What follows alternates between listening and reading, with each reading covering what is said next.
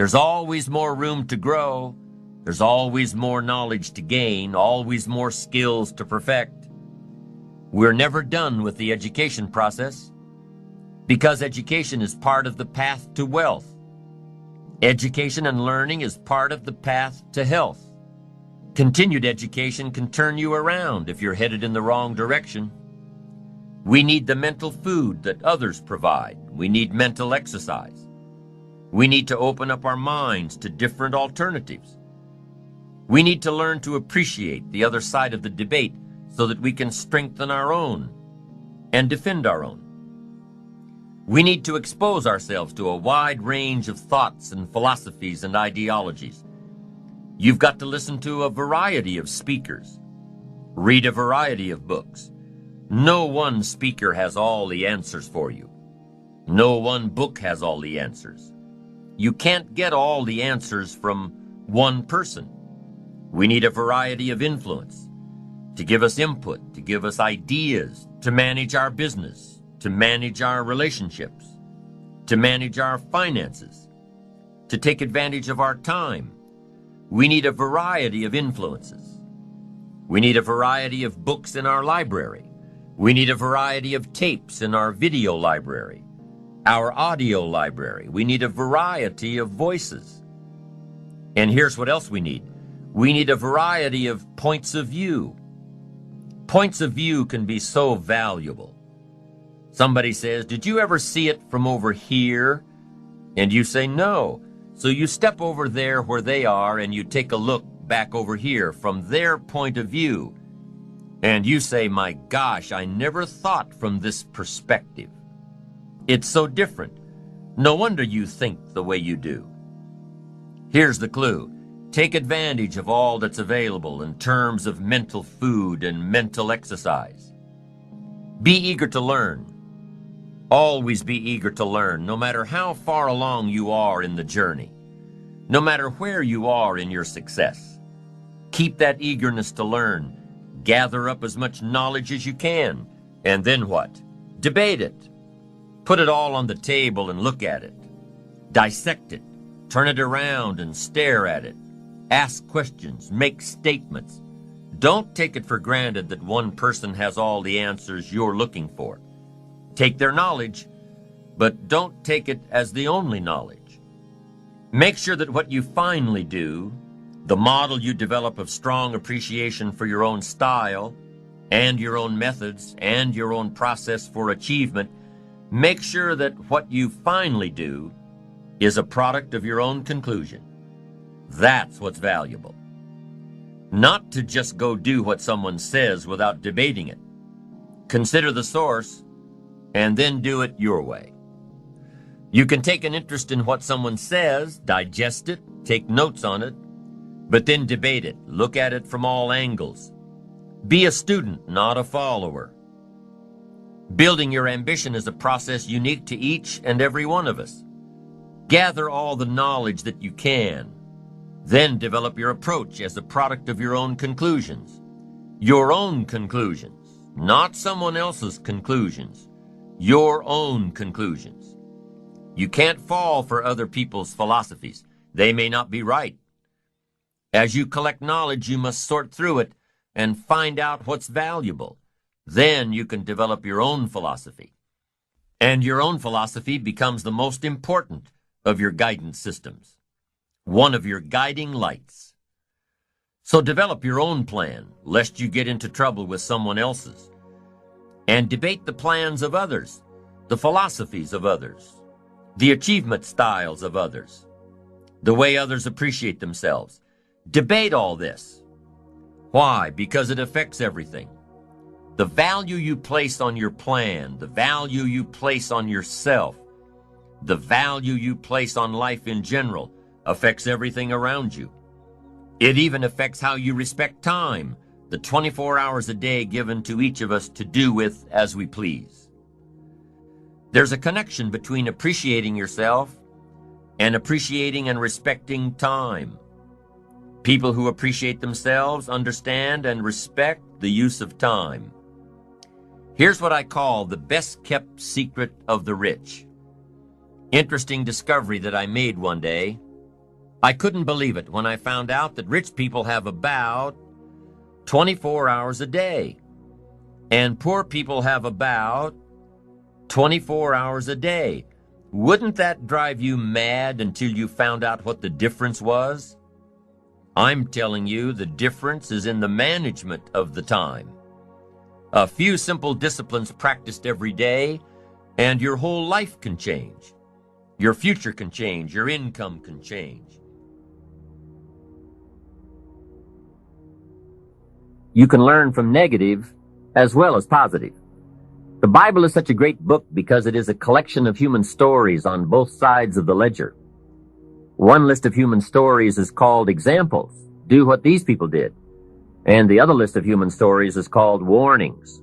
Don't do what these clods did. What a wealth of information. What to do and what not to do. I think it also means, however, that if your story ever gets in somebody's book, make sure they use it as an example, not a warning. All the successful people I know and work with around the world are good readers. They just read. They are so curious that they are driven to read because they just have to know. It is one of the things they all have in common. Here's a good phrase: all leaders are readers. And they use cassette programs too, especially while they're in the car or during other times when they can't read.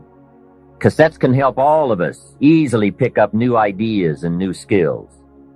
Did you know there are cassettes and books on how to be stronger, more decisive, a better speaker, a more effective leader, have a better effect on other people, become more loving, develop personality, get rich, develop influence, become sophisticated, and people don't use them? How would you explain that? Did you know that hundreds of successful people have written their stories in books and told how they did it on cassettes like this, and people don't want to listen? How would you explain that? The guy's busy, I guess. He says, well, yeah, if you worked where I work, by the time you struggle home, it's late. You've got to have a bite to eat, watch a little TV, and get to bed. You can't stay up half the night and read. And this is the guy that's behind on his bills. He's a good worker, hard worker, sincere. But remember, you can be sincere and work hard all your life and wind up broke, confused, and embarrassed. You've got to be better than a good worker. You've got to be a good reader, a good listener. At least he could hear a good cassette on the way home, right? Now, you don't have to read or listen to educational cassettes half the night. Although if you're broke, it's a good place to start. But here is all I ask, just 30 minutes a day. That's all. Stretch it to an hour if you can, but at least 30 minutes. Hear or read something challenging, something instructional, at least 30 minutes a day. And here's the next key. Every day. Don't miss. Miss a meal, but not your 30 minutes. Hey, you can get along without some meals, but you can't get along without some ideas, examples, and inspiration. There's a Bible phrase that says, humans cannot live on bread alone, or food alone. It says the next most important thing to bread is words. Words nourish the mind. Words nourish the soul. Humans have to have food and words to be healthy and prosperous. Make sure you have a good diet of words every day. I told my staff one day, some people read so little they have rickets of the mind. And also remember to properly feed the mind, you must have good balance. Don't just read or listen to the easy stuff.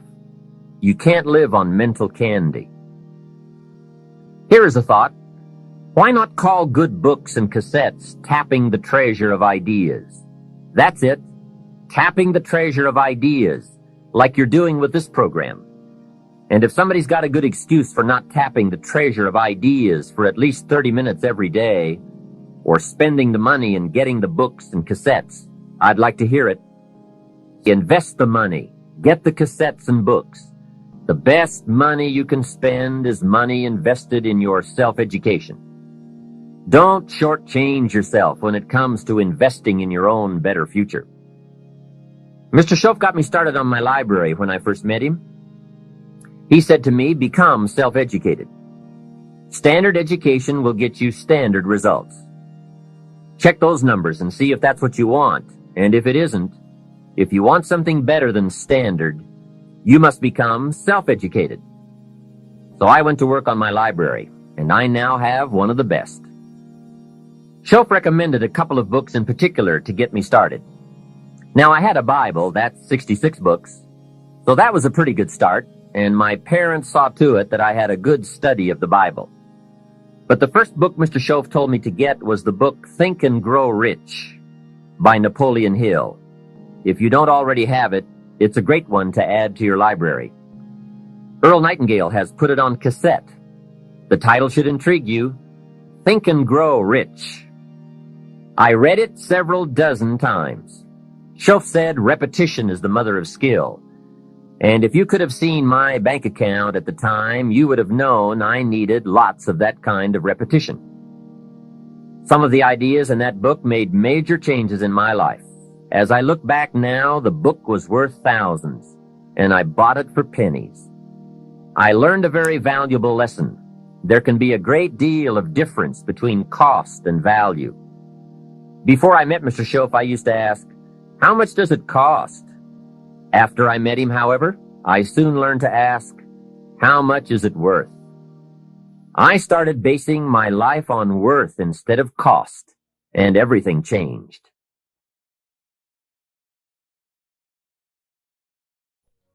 The next book he recommended I get was a book on nutrition. Shoaff said, study nutrition. Vitality plays an important part in doing well. Some people don't do well because they don't feel well. It's not that they're not intelligent. It's that they're ill. They don't have the fire and the vitality to do well. So he really got on me about nutrition. Now, some of those health books are a bit weird, but you can separate out the weird stuff. There are cassettes on nutrition too. Remember, don't be a follower. Be a student. Someone says, I read this book. Should I follow? And the answer is no. Read at least 2 books and make up your own mind. Don't be a follower. Be a student. So take care of yourself. There's a Bible phrase that says, many times the spirit is willing, but the body's weak. So you have to work on both. You wake up in the morning and the mind says, let's go get 'em. And the body says, I can't even get out of bed. So work on your health. A person's library of books and cassettes reveals his or her most dominant desires. It's interesting to walk into someone's house and browse through the library. What does your library say about you? So read all the books. Now here's good news. You don't have to read them all at once. Try this, 2 books a week. In 10 years is 1,000 books. If you read 1,000 books in the next 10 years, do you think they would greatly influence all the dimensions of your life? The answer is, of course. Well, here's what's exciting. It's only 2 books a week. However, I would suggest if you haven't read 2 books a week for the last 10 years, you are about 1,000 books behind. Can you imagine the incredible disadvantage it will be 10 years from now to stride into the marketplace 1,000 books behind? For some confrontations, you won't be a match. And for some opportunities, your knowledge will be too lacking. For some values, your philosophy will be too shallow. Missing skills, missing knowledge, missing insights, missing values, missing lifestyle. It could happen if you don't read the books. Remember, the book you don't read won't help. Let me give you 3 ways to find out how to change anything. Any life direction, any dimension. Here's 3 ways to find out how to change anything. Number 1 is to read. Become a good reader. All of the successful people I know and work with around the world, they're all good readers. Curiosity drives them to read. They gotta know. They just read. Become a good reader. Now that's my opinion. Listen to the other lecturers and listen to me and make up your own mind. Don't be a follower. Be a student. Okay? I say, really, for life change, you gotta read. One way to learn is from your own experiences, but another way to learn is from other people's experiences. See, one book might save you 5 years. if you read it. Did you know there's books on how to be stronger, more decisive, be a speaker, be a leader, have a better effect on other people, develop your personality? Did you know there's books on that? And people don't read them? How would you explain that? And they can read. Did you know that hundreds of successful people have written their stories in books and they wrote down how they did it and people don't read it? How would you explain that? The guy's busy, I guess.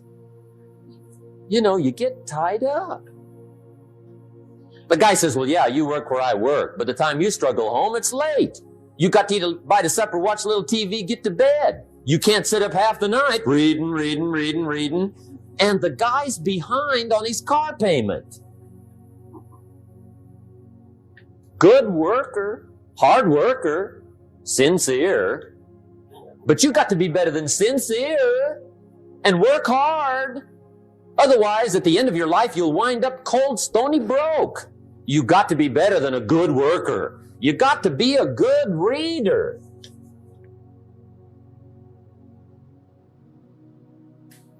Get around successful people and listen. Now, you can also learn from unsuccessful people. Take notes on both, negative and positive. On the negative, the notes are called what not to do. And you got to learn what not to do as well as what to do. So learn from the negative as well as the positive. Okay? Find out what poor people read and don't read it. Right? That's good information. Learn from the negative. But now you can also learn from the positive. Get around successful people. Listen to what they say. Listen to how they say it. It's important. We've all got about 16 waking hours. Practice listening those 16 hours. And I say practice listening because listening isn't easy. I found out it's easier to talk than it is to listen. But if you will practice listening the 16 hours you're awake, sure enough, from surprising sources comes great ideas. In sales training, we teach, if you want to learn sales, listen to the kids. Kids have got to be the master salespeople of all time. They have no equal. Father tells his young son, no, you cannot have an ice cream cone. 30 minutes later, he's licking on one. That'd be 30 minutes worth listening to. They got moves you wouldn't believe. Persistence runs deep like the ocean. And the kids never took a class on how to overcome objections. They already know how. They don't need classes. You tell kids no. That goes right on by. They give you 3 good reasons. Just say no. It goes right on by. They give you 3 more. They're masters. So listen and learn. Now, here's some of the best advice I've got for the whole evening. It won't get any better than this. This is it. Poor people ought to take rich people out to dinner and listen. That's some of the best I got. If a guy's not doing well, one of the first things he ought to do is find a guy that is doing well and offer to buy him his dinner. Spend $50, $60, $80, $100. Go for the full 9 course. Start him on the juices and hors d'oeuvres. Get him started talking. The salad takes 15 minutes. Keep it rolling. Biggest steak in town takes 45. Keep it rolling. Pour on the dessert. Stretch that meal out about 2 hours. If you get a successful person to eat and talk for 2 hours, they're liable to drop ideas in your lap, change your life. Multiply your income by 2, by 3, by 5. But you're right. Poor people don't usually take rich people out to dinner. That's the problem. The guy said he's rich, let him buy his own dinner. I'm not coming up with any money. And he says, besides, you work where I work. By the time you struggle home, it's late. You're lucky to get your own supper, let alone running around trying to find a rich man to feed. And the guy's behind on his house payment. Good worker, hard worker, sincere. But you got to be better than sincere. Work hard. you wind up broke. You got to be better than a good worker. You got to be a good listener. And remember, what you read and what you hear, put the good stuff in your journal. Now, here's the third way to find out how to change your life. And that's to observe. You can pick up a lot of ideas just by watching. Get around successful people and watch. Here's why. Success leaves clues. Watch how the man shakes hands. Watch how the lady responds. People who do well do certain things over and over and over and over. And if you're clever, you can pick them up. Watch it all. If a guy's making $10,000 a month, I'd watch how he walks. Maybe that's it. Copy his funny little walk. Somebody says, well, that's kind of a silly walk. Say, it's 10,000. I haven't got the money yet, but I got the walk. It's bound to start somewhere. What I ask you tonight is to be unusual and be a good observer of what's going on. You can pick up ideas that can change your life starting tomorrow. Just be a more careful observer. Now remember, there's two ways to see. One is called sight. See with your eyes. The other one is called insight. See with your mind. See with your eyes, you'll see things. See with your mind, you'll see answers. Put your eyes and your mind to work. And the best advice on developing sight and insight is pay attention. Don't miss anything. In the weekend seminar we teach, one of the greatest fatalities to success is preoccupation, lack of concentration. The guy's mind wanders. See, you wind up average. You've got to learn to zero in and concentrate. I read a good article one time, Reader's Digest. The title was, Wherever You Are, Be There. Excellent. Don't miss anything.